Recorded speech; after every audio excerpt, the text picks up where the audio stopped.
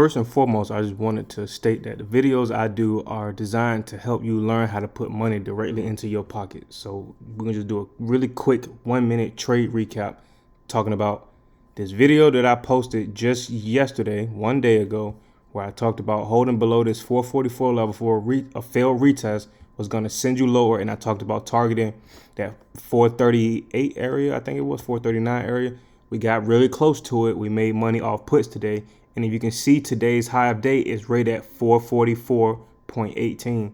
So we opened near yesterday's lows, and then we had a bounce up to retest that old support that now acts as resistance.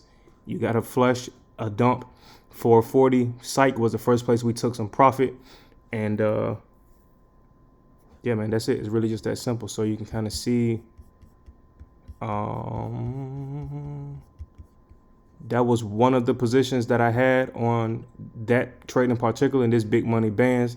He also took that trade, so it's just like you see the returns you get. I don't know what percentage I even had.